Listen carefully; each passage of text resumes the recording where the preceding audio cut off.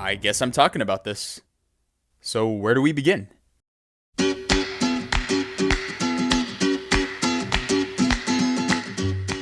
Okay, we'll start with a little bit of history. YouTube started during one of the months in 2005, and after about a year of people posting random stuff on the site, we started getting a couple of personalities repping some new forms of entertainment.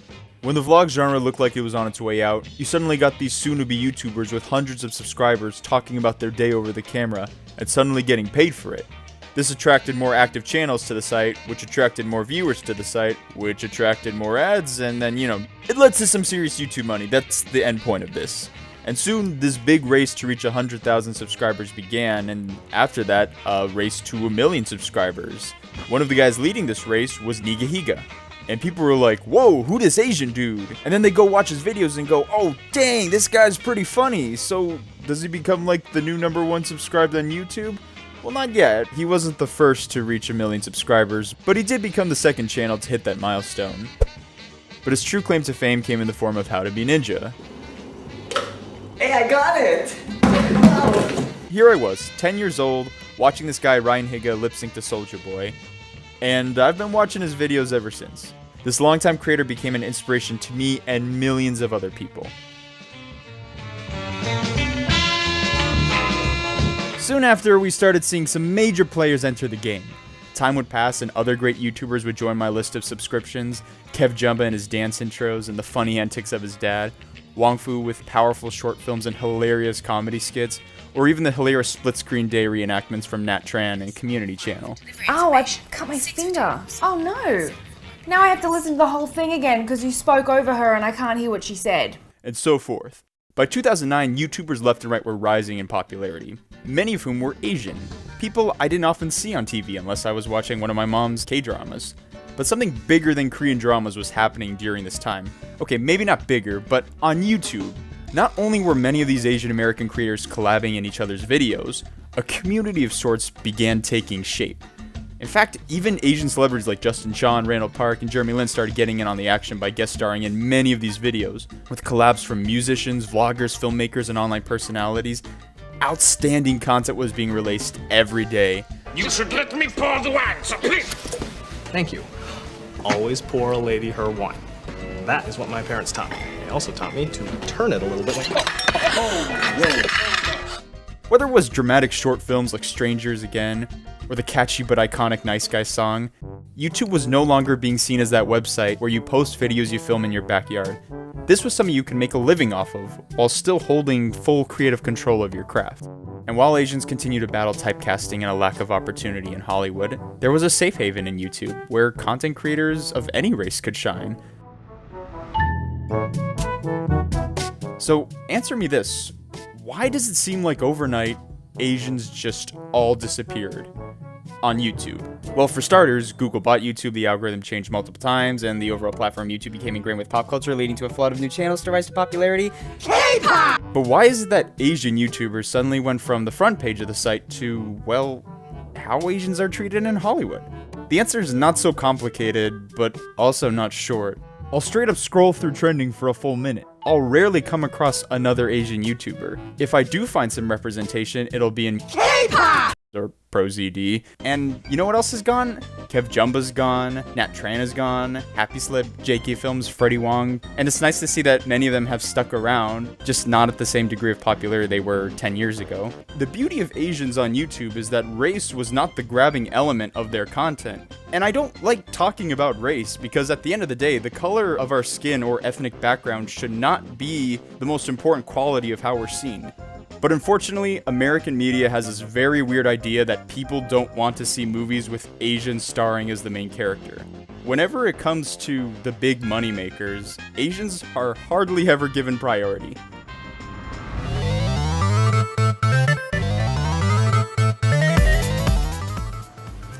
oh, hey, look, there's an Asian guy in this movie.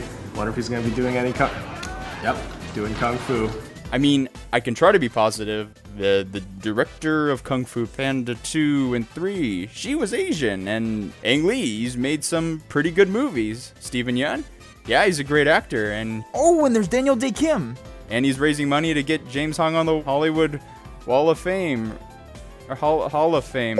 And Ken Jeong, he's funny. I liked him in Community. I am a Spanish genius! And there's upcoming Disney movie. Okay, listen. Asian talent obviously exists in the movie world, especially in Asian countries. I live in the US. A lot of people here forget that there are countries outside the border. But for the ones who do acknowledge other countries, you know they'll hop on that multicultural train to showcase all the progressive praise they can receive. Yet, somehow, Asians in the US are still treated as the, you get brownie points for not being mean to them, but if you're harassing or mistreating them, it's not that big of a deal. And that's sadly not a hyperbole. There is such a big double standard faced towards Asian Americans. Racist violence against Asians is given a slap on the wrist, especially during the time with the pandemic on the rise. And no one really did anything about it. Something similar is happening in the mainstream media, and the truth is that it's not that simple. Whether it's the obsessive deification of K-pop stars, very much intentionally marketed in that way so fans can both idolize and objectify them as they go through incredibly strict lifestyles and a constant risk of being harassed by toxic Sasaeng fans. I've discussed Orientalism before in other video essays, and I don't want to get into it now. So back to Asian YouTubers.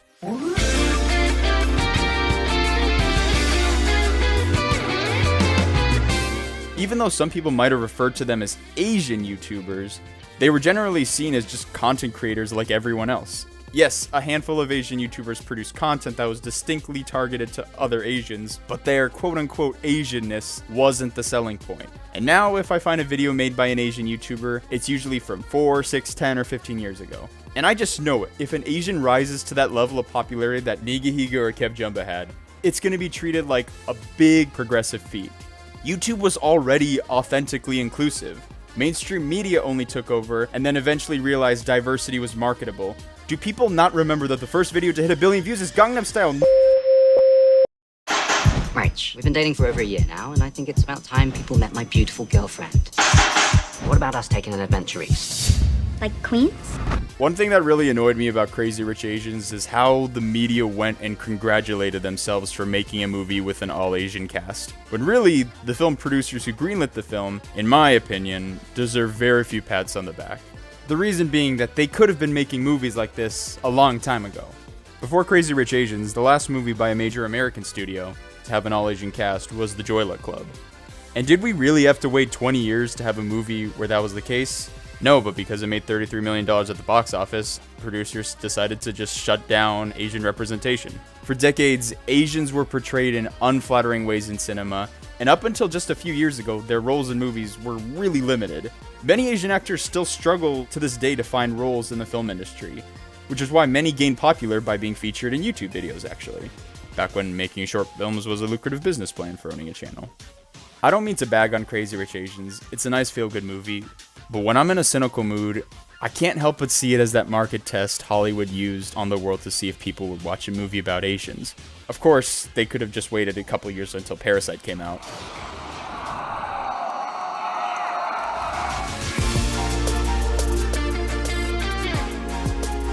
As for YouTube, it's got a lot of problems on its own, and there's no going back. I'll never get to relive that moment of watching How to Be Gangster for the first time and laughing so hard that it would hurt, or trying to memorize the lyrics to Bromance with my sister. The world is full of way worse issues to worry about. But this was something I wanted to talk about because when you grow up watching these people and then they all of a sudden disappear, it's like losing a friend. YouTube was a personal platform where you actually felt like you had a connection with the people you followed. And then one by one, you have to say goodbye to those people. And when you look back, you try to find a reason why it had to be like this. Asians weren't eradicated from the site. You can still find us here. And when I asked my friend if he knew about any Asian YouTubers making content lately, he thought for a while and said Rice Gum. But I'm honestly not even sure if he's relevant anymore. The point is that there's still a lot of Asian YouTubers out there. So as the clock strikes 1 in the morning, the best way to close this all is by saying, I don't know what I want for the site of YouTube, but I know what I don't want. I don't want racial politics to be the reason why Asians become big on YouTube again. People choose the content they want to see on this site. Or do they? Really, I just recognize that there was a time when several Asian content creators coincidentally happened to be some of the most innovative people on the site. And I guess that's not really the case anymore. Countless classic videos are still here to watch at any time, but what it really goes down to is that I shouldn't be feeling the need to talk about this, and yet I do. It doesn't feel right, even though nothing wrong has been done. It's not a matter of racism. To be honest, it's not even a matter of race. Sometimes it almost feels like the corporate side made it about race, and the only way to discuss it is by also making it about race. It wasn't just Asians who lost popularity once the algorithm changed. Many channels that seemed unstoppable coughed, sputtered, and died over a matter of days, it seemed. I guess there really is no call to action here. I'm happy people of any ethnic origin can become a star or do what they love without the burden of a corporate overlord. That's what YouTube initially meant to me, but now it's just a little marionette trying to be like Hollywood. And guess what? Hollywood in California has a long history of being unfair to Asians.